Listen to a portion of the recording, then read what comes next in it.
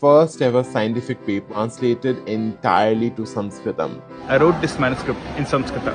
Every scientific term, translate every equation, recontextualizing the language of science.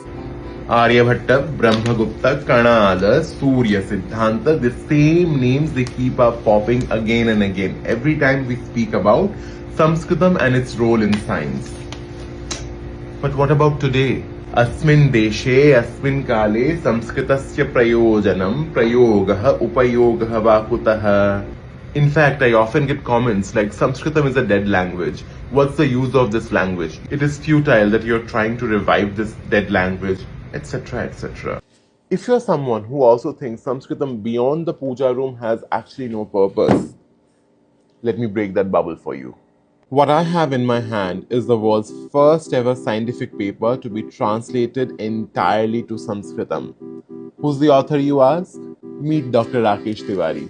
Shri Gurubhyo Namaha. I am Rakesh Tiwari. I wrote this manuscript in Sanskrita. Dr. Rakesh Tiwari is a scientist at the Uppsala University of Sweden. His work mainly focuses on understanding the processes of photosynthesis and photorespiration.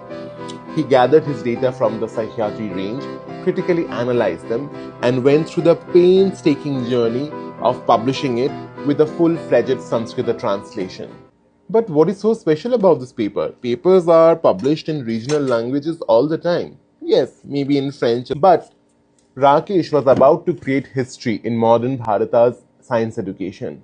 This was not a nostalgic documentation of pre-colonial education system or glorifying our past achievements. In fact, this was about recontextualizing the language of science as it exists today. To write a paper manuscript in Sanskrit meant that he actually had to functionally translate every scientific term that exists in the field as we speak of it today, translate every equation, create those labels for the figures, the minute details that takes almost a year in some cases. But you know what Rakesh had to say about this? He said that the process was not difficult at all. In fact, it was quite rewarding. Sanskritam, being the most logical language of this world, actually had shortened the length of this paper just by the virtue of Sanskritam being Sanskritam.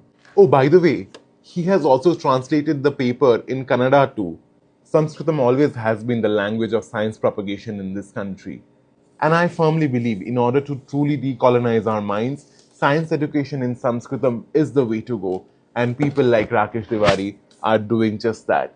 So go ahead and share this reel with somebody who you know will be rooting for more scholars like Dr. Rakesh Tiwari.